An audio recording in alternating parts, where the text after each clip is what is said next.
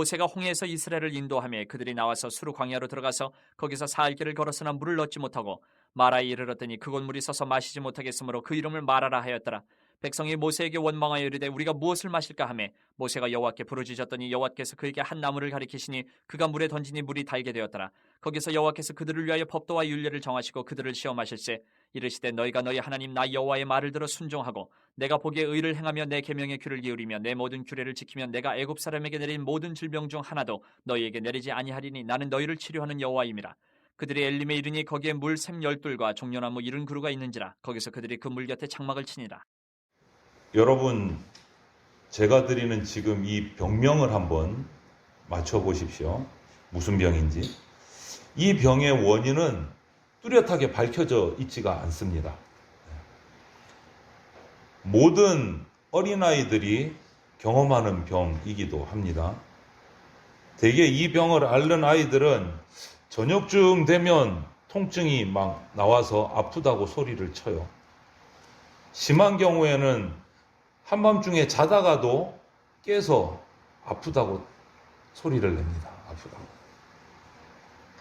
그러다가도 아침이 되면 또 아무렇지도 않게 다시 벌떡 일어나서 놀이터로 뛰어가고 학교로 뛰어갑니다. 이런 모습이 1, 2년을 계속 반복되다가 그냥 아이가 학년이 올라가면 자연스럽게 치료가 되는 병이에요. 무슨 병일까요? 성장통. 성장통.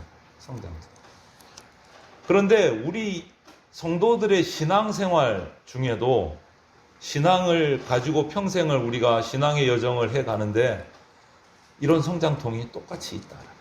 이런 성장통.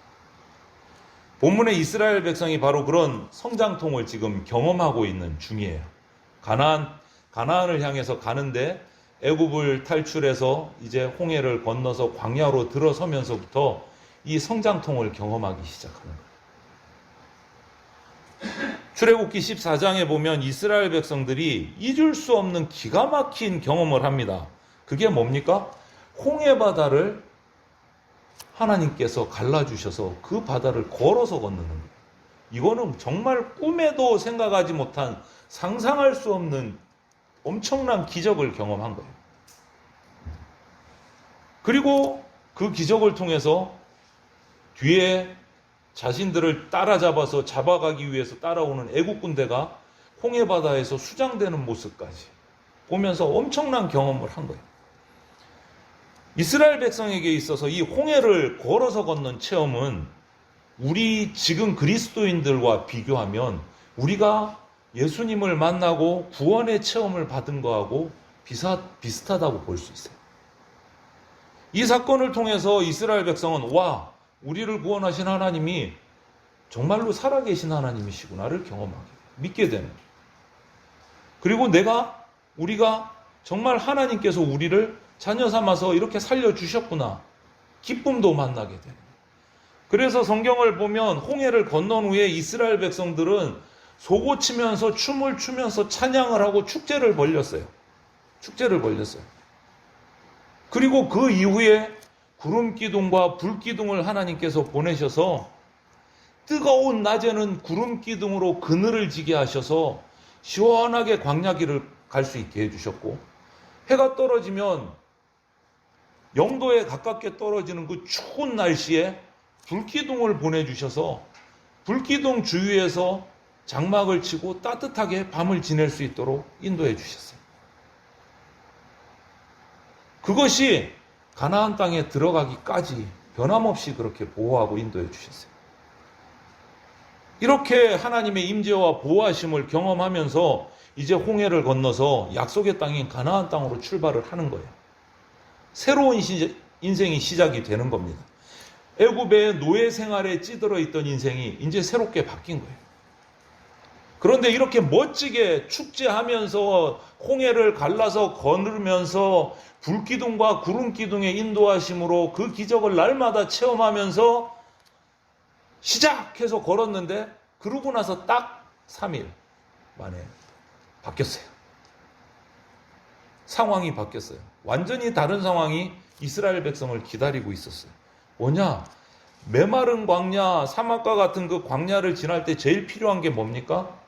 마실 물이잖아요. 물. 이 물을 마셔야 되는데 가지고 나온 물은 이제 다 마시고 없어요. 메마른 광야에서 물이 필요한데 물이 없어요. 사흘을 참아서 목마름을 참으면서 걸어간 결과 물을 찾았습니다. 너무 기뻐서 벌컥벌컥 마셨는데 물이 못 먹을 물이에요. 쓴물이에요. 다 뱉어내고 토하고 배앓이를 하고 그곳 이름이 마라라고 했어요. 더 이상 이제 물이 있음에도 마시지 못하고 마신 물 토해내고 병들고 눕기 시작하고 고통을 당하기 시작합니다. 그러자 축제를 벌이고 홍해를 멋지게 걸어서 걷는 지 딱 3일 만에 이스라엘 백성 입에서 뭐가 터져 나왔을까요? 원망이 터져 나와요. 왜 우리를 끄집어내셔갖고 목말라 죽게 하느냐. 하나님을 원망하고 모세를 원망하고 불평하기 시작합니다. 이것이 바로 성장통이에요. 성장통. 이스라엘 백성들이 한 단계 뛰어넘어서 영적으로 성장하게 하려는 하나님의 섭리 속에서 주시는 하나님의 연단의 과정, 고통의 과정이에요.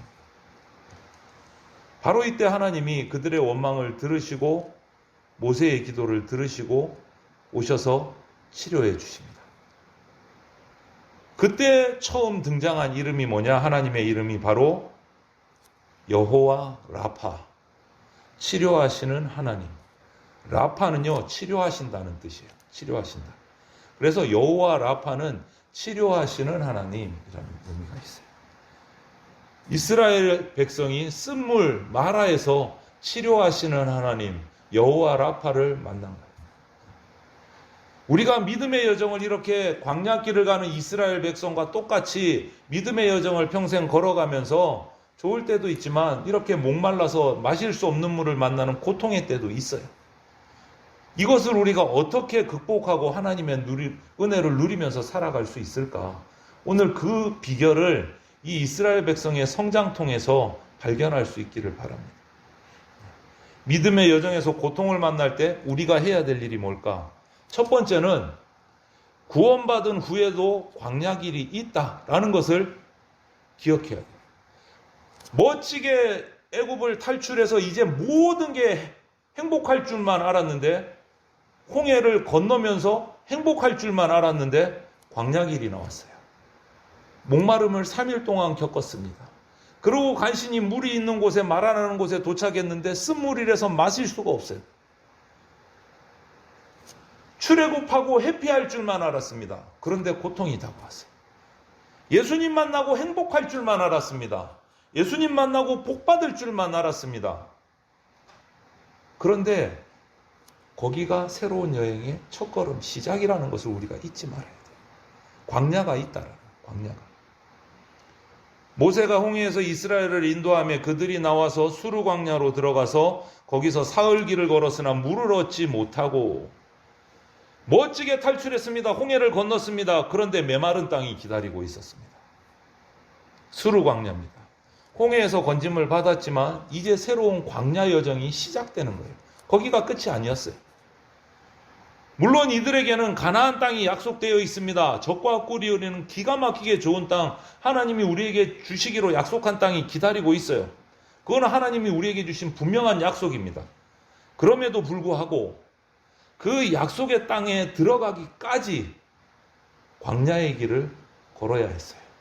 이스라엘 백성. 마찬가지로 저와 여러분들 그리스도인들에게 인생에서 경험하는 가장 위대한 경험은요, 이스라엘 백성이 홍해를 걸어서 걷는 것처럼 우리가 예수님을 만나는 구원의 사건이 가장 위대한 사건이고 기적적인 사건이에요. 내가 예수님이 믿어지는 거. 엄청난 기적이에요. 여러분 전도해 보셨잖아요. 한마디 탁 하면 나 예수님 믿어 그러고 뚝딱뚝딱 오시던가요? 아니잖아요. 예수님이 믿어지는 게 기적이에요. 우리가 예수 그리스도를 영접하고 하나님의 자녀가 된 사건, 그리고 구원받은 것, 우리 인생에서 정말 기적적인 일입니다. 대단한 일이에요. 그럼에도 불구하고 그 기적적인 사건이 기적적인 홍해를 건넌 사건이 이제 시작에 불과하다. 시작에 불과하다. 그리고 이제부터 우리는요, 결코 짧다고만 할 수 없는 인생의 광야길을 통과해야 돼요. 그 길을 통과해야만 우리가 어디에 들어갑니까? 하나님이 약속하신 가나안 땅, 천국에 들어갈 수 있다. 예수님 믿고 천국 갑시다. 그러면 짧잖아요. 예수님 믿고 천국 갑시다. 중간에 아무것도 없는 것 같아. 틀린 말 아니에요. 예수님 믿으면 천국 갑니다. 그런데 그 중간에 뭐가 있습니까? 인생의 광야길이 있습니다. 훈련받는 과정이 있습니다. 천국에 들어가기 위한 훈련의 과정이 있다. 우리가 예수님을 만나고 구원받은 체험, 어떤 사건과 비교될 수 없는 정말 중요하고 의미 있는 사건이에요. 하지만 그 사건이 새로운 우리에게 시작을 주는 사건이기도 해요. 이제부터가 중요한 거예요. 예수님 믿고 나서 그 다음부터 중요하다는 거예요. 예수님 믿은 것이 끝이 아니다라는 거예요. 그래서 구원에 대한 경험을 두 가지로 이렇게 비유를 하기도 합니다. 하나는 태어남, 출생에 대해 비유하기도 하고 또 하나는 결혼을 비유하기도 합니다. 구원받는 사건을. 그런데 이 둘 다 출생을 하든 결혼을 하든 둘 다 이 비유의 공통점이 뭐냐? 시작이라는 거예요. 시작. 성장의 시작이에요. 성장의 시작. 성경은 우리가 예수님을 믿고 구원받은 것이 새로운 출생, 거듭남이라고 말을 해요.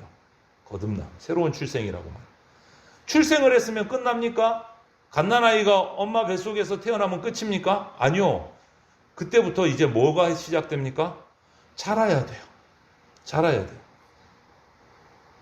모유를 먹고 이유식을 먹고 단단한 음식들을 먹고 차곡차곡 단계별로 성장해 가는 것의 시작인 거예요. 생명이 잉태된 것 너무너무 귀한 사건이에요. 엄청난 기적이잖아요. 어머니의 모태를 통해서 이 땅에 태어난 건 엄청난 기적입니다. 그런데 그게 끝이 아니고 이제 시작이다. 성장의 시작이다. 그리고 결혼도 마찬가지입니다. 정말 화려하게 결혼하고 정말 멋진 인생이죠. 드디어 가정을 이루었습니다. 그게 끝입니까? 아니요. 부부로서의 시작이에요. 부부로서의 시작이에요. 성경은 종종 우리가 예수님을 만난 것이 신랑을 만났다 이렇게 표현을 해요. 신랑을 만났다. 우리는 신부이고 예수님은 신랑이다 이렇게 표현을 해요. 그러면서 어린 양의 혼인잔치를 경험하게 된다 이렇게 성경은 표현을 합니다. 그런데 신랑이신 예수님과 신부인 내가 어떤 부부관계를 만들어 가느냐에 따라서 우리의 영적인 결혼, 영적인 삶의 질은 땅과 하늘의 차이가 될 수 있다. 땅과 하늘의 차이가 될 수 있다. 오늘날 우리 세상의 부부들도 그렇잖아요. 결혼하고 나서 정말 결혼하기 잘했다 하는 사람이 있는 반면에 정반대인 사람도 있다. 정반대인 사람. 부부간의 관계가 어떠하냐에 따라서 그 차이가 난다는 거예요. 중요한 것은 우리가 예수님을 만나고 새로운 인생길, 광야길을 걷기 시작했다는 게 중요한 거예요. 이제 시작했다. 그 광야길을 통과해서 천국에 갈 수 있는 시작을 내딛었다는 거예요. 시작조차 안 하면 천국에 갈 길이 없어요. 시작을 했다는 게 중요한 거예요. 시작을 했기 때문에 천국에 갈 길이 열린 거예요. 이것을 우리가 절대 잊지 말아요. 구원받은 것은 위대한 사건이고 천국은 우리에게 주님께서 구원받은 자에게 약속해 주신 곳이에요. 소망이에요. 천국의 소망. 이제 우리가 할 것은 뭐냐? 그 천국에 가기까지 무사히 광야길을 지나서 그 약속의 땅에 들어가는 게 우리가 해야 될 일이다. 그것을 우리가 기억을 해야 돼요. 또 한 가지 우리가 광야길을 가면서 배워야 될 거. 이제 광야길을 가잖아요. 구원받은 것이 끝이 아니고 이제 광야의 길이 있음을 깨달았는데 그럼 광야길을 가면서 무작정 터벅터벅 갈 것이냐? 아니요. 배워야 할 게 있다. 그게 뭐냐? 무엇보다 우리는 인생의 광야길을 가면서 기도를 배워야 합니다.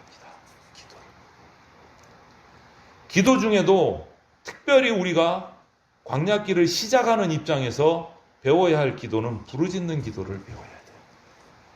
왜냐하면 광야길을 가면서 부르짖어야 할 수밖에 없는 일들이 너무 많이 닥쳐와요, 우리 가운데. 예수님을 믿어도 이런 어려움의 사건은 우리 인생에서 면제된다고 말씀하신 적이 없어요. 똑같이 다가와요.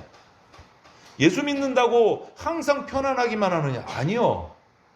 고통이 있습니다. 어려움이 있습니다. 예수 믿는 사람들 인생에도. 이스라엘 백성이 홍해바다를 기적적으로 건넌 거 정말 기가 막히고 위대하고 신나는 경험이었어요. 그러고 나서 춤도 추고 노래도 하고 축제도 했다고 했습니다. 그런데 그것이 사흘 만에 바뀌어요. 위기가 찾아와요. 목이 말라요. 힘들어요. 하늘을 원망하고 지도자 모세를 원망하기 시작합니다. 성경은 우리가 하나님 믿었다는 사실 때문에, 예수님을 따른다는 사실 때문에 고통이나 환란이 없어진다고 말씀하지를 않아요. 오히려 예수님이 분명히 말씀하셨습니다. 요한복음 16장 33절에 이렇게 말씀하세요.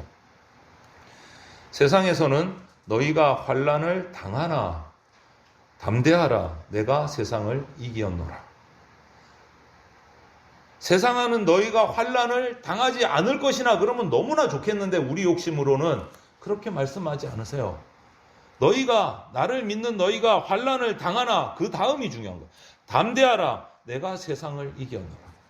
예수님이 다 이겨주셨기 때문에 환란이 너희에게 당해도 너희도 이길 수 있게 해주겠다라는 약속을 해주신 거예요. 환란이 없어진 게 아니에요, 여러분.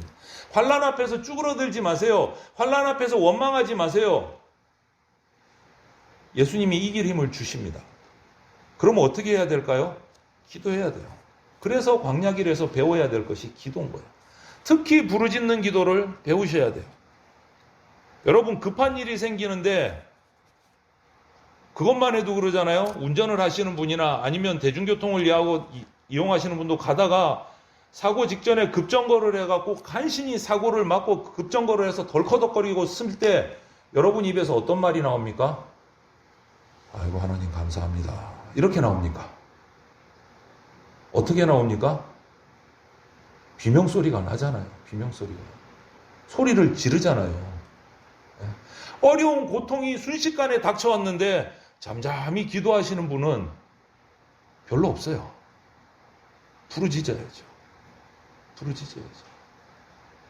우리 인생길에서 잠잠히 기도할 때도 있습니다. 하지만 부르짖어 기도할 일이 생길 때가 있어요. 그때는 부르짖을 줄 알아야 돼요. 기도의 종류가 참 많아요. 부르짖는 기도만 기도가 아닙니다. 침묵의 기도도 있습니다. 묵상 기도도 있습니다. 그 때에 맞춰서 그런 기도를 우리가 배워가야 되는데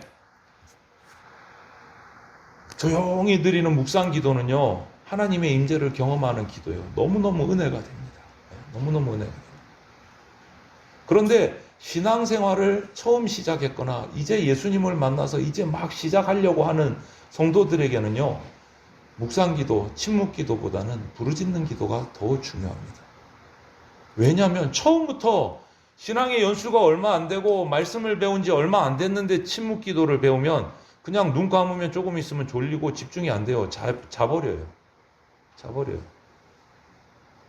그렇게 깊이 묵상으로 들어갈 아직 신앙의 연수가 훈련이 되지 않았기 때문에. 그래서 신앙생활 초기에는 침묵기도보다는 부르짖는 기도를 배울 필요가 있다. 오늘 본문 25절을 보면 이스라엘 백성들이 원망하면서 아우성을 치니까 모세가 하나님 앞에 나와서 부르짖습니다. 여호와 앞에 부르짖어요. 모세가 뭐 연수가 덜 됐습니까? 아니요, 신앙이 대단한 사람이에요. 그럼에도 불구하고 사건이 사건인지라 부르짖어 기도합니다.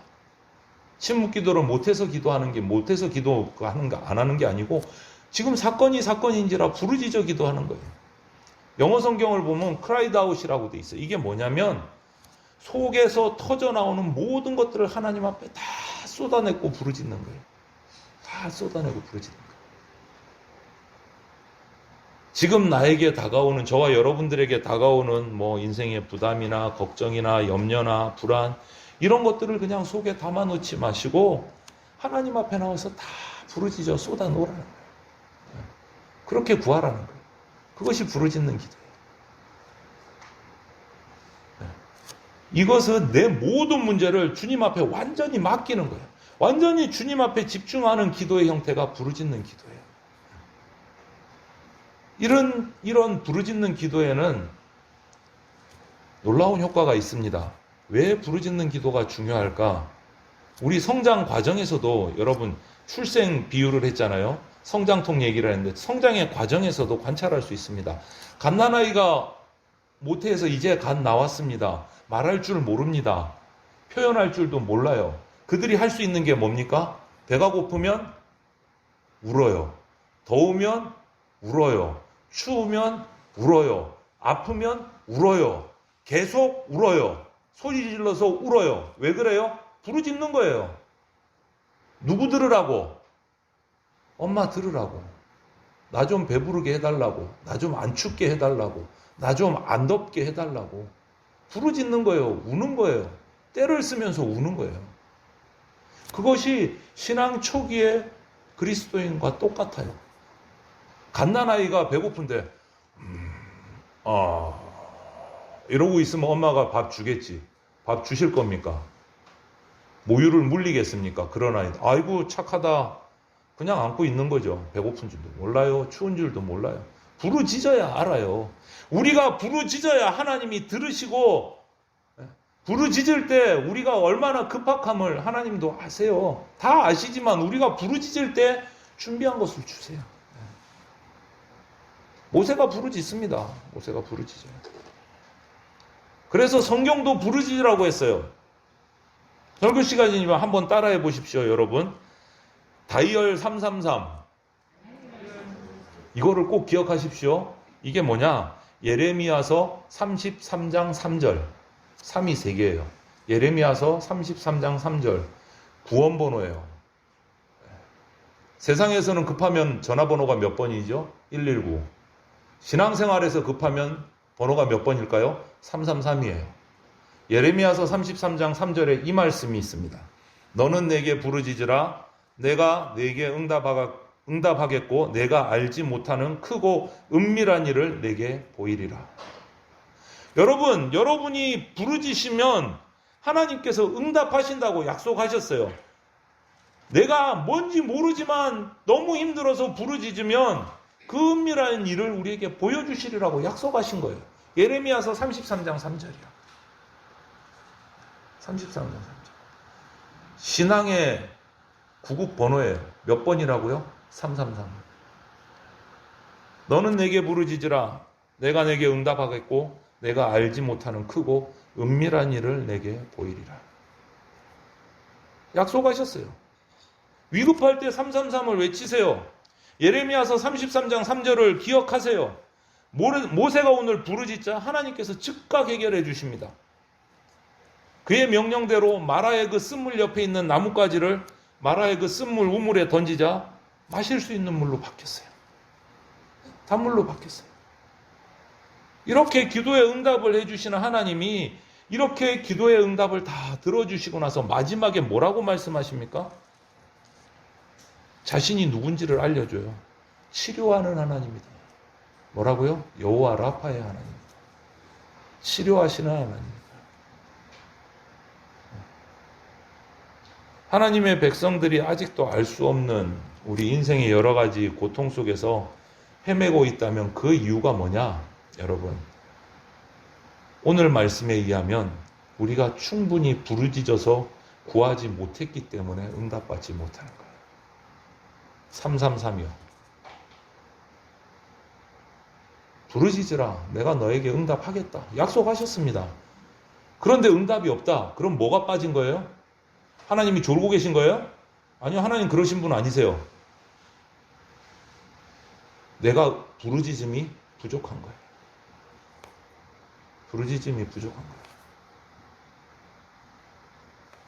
가정의 문제를 위해서, 자녀들의 문제를 위해서, 우리나라를 위해서, 우리 앞에 또 산적해 있는 우리 교회, 대전 장로교회 여러 가지 과제들을 위해서 부르짖어 기도해야 됩니다. 부르짖어 기도해야 돼요. 그래서 우리 교회가 금요일 밤 기도회 때 묵상 기도보다는 처음부터 끝까지 부르짖어 기도하는 이유가 거기에 있어요. 우리의 이 부르짖음이 그 양이 찰 때 하나님께서 우리의 기도에 응답해 주실 줄로 믿고 기도하는 겁니다. 약속해 주셨으니까. 우리가 부르짖어 기도할 때 하늘의 문이 열리고 주님께서 놀라운 일들을 보여주신다라는 것.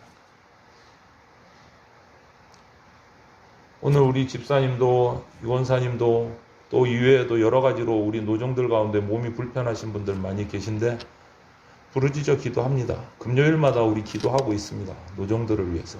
그리고 당사자들도 부르짖어 기도하십시오. 집에서 기도하십시오. 가정에서. 하나님께서 약속은 반드시 지키십니다. 반드시 지키십니다. 기도하셔야 됩니다. 그래서 인생의 광야길을 갈 때 우리가 배워야 될 것은 기도이고 특별히 부르짖는 기도를 배워야 된다. 그리고 이 부르짖음에 이어서 우리가 배워야 할 중요한 것이 한 가지가 더 있어요. 인생의 광야길에서 부르짖어 기도하고 그 다음 할 거 하나 더. 어떤 상황에도 말씀에 순종하는 것을 배워야 한다. 부르짖어 기도하면서 말씀에 순종해야 된다. 모세가 여호와께 부르짖었더니 여호와께서 그에게 한 나무를 가리키시니 그가 물에 던지니 물이 달게 되었더라. 거기서 여호와께서 그들을 위하여 법도와 율례를 정하시고 그들을 시험하실세 이르시되 너희가 너희 하나님 나 여호와의 말을 들어 순종하고 내가 보기에 의를 행하며 내 계명에 귀를 기울이며 내 모든 규례를 지키면 내가 애굽 사람에게 내린 모든 질병 중 하나도 너희에게 내리지 아니하리니 나는 너희를 치료하는 여호와임이라. 이렇게 말씀합니다. 부르짖어 기도할 때 들어주시고 응답해 주시고 치유의 역사를 행해 주시는 것으로 끝나는 것이 아니고 그 백성들에게 말씀을 주셨어요. 규례와 법도를 주셨어요. 그리고 그 말씀을 따라 이제부터 살고 그 말씀을 지키고 그 말씀에 귀를 기울이면 그래서 실천하고 순종하면 모든 질병을 모든 어려움을 내가 해결해 주겠다. 약속하십니다. 여러분 하늘이 맑고 내 일이 잘 풀리고 가정이 평안하고 그러면 누구나 입에서 노래가 나오고 찬양이 나오고 기쁨이 나옵니다. 그거는 누구나 할 수 있는 거예요. 누구나. 아니 자기 일도 잘 풀려 가정도 잘 풀려 자녀들도 잘 풀려 교회도 슬슬 성장해. 누가 찬양 안 합니까? 누가 예배 안 합니까? 그런 상황에서 누구나 하는 거예요. 그거는 누구나 하는 거예요. 그거 가지고 자기 신앙생활 잘한다 착각하지 마세요. 그거는 누구나 할 수 있어요. 그리스도인이라면. 그런데 여러분 인생의 폭풍우가 칩니다. 비바람이 불어옵니다. 어둠이 내려 깔립니다. 이 상황에서도 하나님의 말씀을 순종하며 살 수 있을까? 내 일이 꼬이고 우리 가정에 어려움이 생기고 질병이 생기고 교회가 힘들어지고 이 상황에서도 하나님을 찬양할 수 있을까? 여러분 어두운 밤중에 말씀을 붙들고 하나님의 뜻을 따라 사는 사람이 있다면 그 사람이 진짜 그리스도인이고 그 사람의 믿음이 진짜 믿음입니다. 진짜 믿음. 하나님은 이런 믿음을 오늘 우리에게 요구하고 계시는 거예요. 이런 믿음을. 광야의 고통 속에서도 내 말에 순종하라. 그러면 내가 해결해 주겠다. 말을 들어 순종하고 규례를 지키면 귀를 기울이면 너희를 치료해 주겠다. 신앙의 길 걸어가는 우리들이 기도와 함께 부르짖는 기도와 함께 가장 배워야 할 중요한 것은 바로 하나님의 말씀을 붙들고 살아가는 거예요. 하나님의 말씀입니다. 하나님은 자녀된 성도들이 그 말씀 가까이 할 수 있도록 분명히 말씀해 주고 계세요. 기록한 말씀을 주셨잖아요. 성경, 이건 아무도 거부 못 하잖아요. 책으로 나오게 하셨잖아요. 모든 성경은 하나님의 감동으로 된 것으로 교훈과 책망과 바르게 함과 의로 교육하기에 유익하니 이는 하나님의 사람으로 온전하게 하며 모든 선한 일을 행할 능력을 갖추게 하려 함이라. 이 말씀인 거예요. 그래서 우리가 오후에 성경 공부 시간에 마칠 때 제가 여러분들과 항상 같이 하자고 하는 게 뭡니까? 세상의 모든 이야기 성경 한 권으로 충분합니다. 성경 한 권으로 충분합니다. 왜? 이 말씀에 근거했어요. 하나님의 사람으로 온전하게 하며 모든 선한 일을 행할 능력을 갖추게 하려 함이라. 성경에 하나님의 감동으로 기록된 거예요. 우리를 교훈하고 우리를 책망하고 우리를 사람답게 사는 거, 하나님의 사람답게 살게 하는 비결이 이 한 권에 다 담겨 있다라는 거예요. 말씀을 읽고 듣고 배우는 일에 힘쓰고 어떤 상황 속에서도 말씀에 순종해야 됩니다, 여러분. 그러면 우리가 어떤 어려움을 당해도 하나님이 치유해 주시는 거예요. 치료해 주시는 거예요. 내 모든 규례를 지키면 내가 애굽 사람에게 내린 모든 질병 중 하나도 너희에게 내리지 아니하리니 나는 너희를 치료하는 여호와임이라. 모든 규례를 너희가 지키면 조건부로 되어 있어요. 하나님의 모든 말씀을 지키면 말씀에 순종한 대가로 축복을 약속한, 그것도 그냥 축복이 아니고 이중 축복이에요. 뭡니까? 예방의 축복, 그리고 치료의 축복이에요. 병들기 전에 예방해 줄 것이고 병들었으면 치료해 주겠다라는 축복이에요. 이중의 축복이에요. 우리가 말씀대로 살면 고통에서 우리 자신을 지킬 수 있는 거예요. 고통이 없어지는 게 아니고 고통 가운데서 우리를 지킬 수 있는 거예요. 이 말을 들면 잘 이해를 못하세요. 교통법규를 예를 들면 이해가 쉬워요. 우리에게는 수많은 교통법이 있어요. 차를 운전하거나 걸어서 도로를 건너거나 다닐 때 우리나라에 수많은 교통에 관련된 법규들이 있는데 그 법규를 지키려고 그러면 되게 답답해요. 제한이 돼요. 그냥 여기서 바로 건너면 서우 아파트 직통인데 법규를 지키려면 어떻게 됩니까? 건널목이 없으니까 내거리까지 삥 둘러서 올라가서 신호등을 기다렸다가 파란불에 건너고 다시 쭉 내려와야 서우 아파트란 말이에요. 2배 이상은 걸어야 돼요. 답답해. 힘들어. 거추장스러워요. 그런데 그 교통법이 사고를 예방해 준다. 사고. 마찬가지로 우리가 말씀을 따라 살면 거추장스러울 때가 있어요. 힘들 때가 있어요. 되게 힘들어요. 짜증날 때가 있어요. 그런데 그 말씀이 그 짜증나는 정도로 그 거추장스러운 것으로 내 고통에서 나를 미리 지켜준단 말이에요. 나의 거룩하게 보호해준단 말이에요. 말씀이. 조금 둘러가지만 교통사고를 예방해 주듯이 말씀을 따라가면 좀 힘들지만 그것이 내 영혼을 살리고 내 육체에 새 힘을 얻는 길을 열어주신다는 거예요. 그래서 말씀을 지키는 것이 축복이에요, 여러분. 말씀을 지키는 것이 축복이에요. 우리가 삶에서 만나는 고통들, 우리가 영적으로 성숙하기 위해서 허용되는 고통이라는 거 잊지 마십시오. 그것을 통해서 우리를 성장시키시는 거예요. 성장통이에요, 여러분. 고통 가운데도 말씀의 순종을 결심하십시오. 마라의 쓴물의 샘터에서도 일어나서 행진을 계속하십시오. 마라에서 그렇게 원망했죠. 하나님이 치료는 해주셨지만 그러고 나서 그 다음이 뭐가 기다렸을까요? 마라를 떠났을 때. 출애굽기 15장 27절에 그들이 엘림에 이르니 거기에 물샘 12과 종려나무 70그루가 있는지라 거기서 그들이 그 물 곁에 장막을 치니라. 마라에서 엘림까지요, 남쪽으로 11km 정도밖에 안 돼요. 11km밖에 안 돼요. 그 엘림이라는 곳은 마라와 정반대의 상황인 거예요. 샘이 12개나 있어요. 종려나무가 70그루나 있어서 그늘을 치고 있어요. 그 뜨거운 광야에. 오아시스예요. 최고의 오아시스예요. 그런 그들이 마라에서 11km밖에 안 떨어졌는데 그것만 참고 가면 그늘이 있고 물이 있는데 왜 마라에서 절망하고 불평하고 원망하고 쓰러져서 고통하고 호소했을까요? 이유가 뭐죠, 여러분? 몰랐으니까. 엘림이 가까이 있는 줄 몰랐으니까. 알았으면 원망 안 하고 좀 더 참고 갔겠죠. 엘림까지.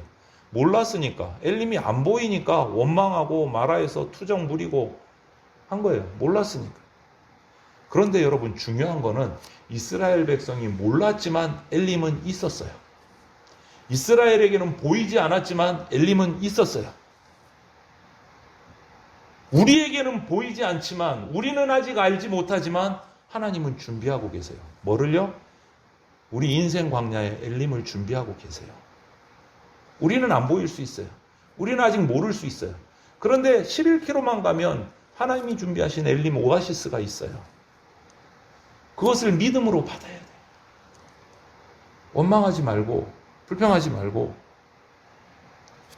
천국의 소망을 가지고 우리를 위해서 축복의 오아시스 엘림을 준비하고 계신다는 믿음을 가지고 우리는 전진해야 돼요. 고통 가운데 주저앉지 말고 전진해야 돼요. 마라와 같은 세상에서 어떤 고통을 당하든지 어떤 아픔을 당하든지 부르짖어 기도하고 말씀을 붙들고 말씀대로 살기로 결단하면 여호와 라파의 하나님이 우리를 치료하시고 엘림으로 인도하십니다. 그 믿음을 가지시고 나가시기를 바라요. 나는 여호와 라파 너를 치료하는 하나님이라. 이 믿음을 가지십시오. 그분은 오늘 우리에게 오셔서 우리를 병에서 건져내시고 우리의 육체를 치료하시고 우리의 마음의 병도 치료하시고 우리의 가정도 치료하실 거고 우리 나라도 치료하실 거고 우리 교회도 회복시키실 겁니다. 그 하나님이 지금 우리에게 말씀하세요. 내 이름은 여호와 라파 치료하는 하나님이라 선언하고 계신 거예요. 여호와 라파의 하나님께 부르짖고 말씀 붙들고 한 걸음씩 한 걸음씩 전진하셔서 인생의 모든 문제가 해결되고 회복되는 복된 성도들이 다 되시기를 주님의 이름으로 축원을 드립니다. 아멘.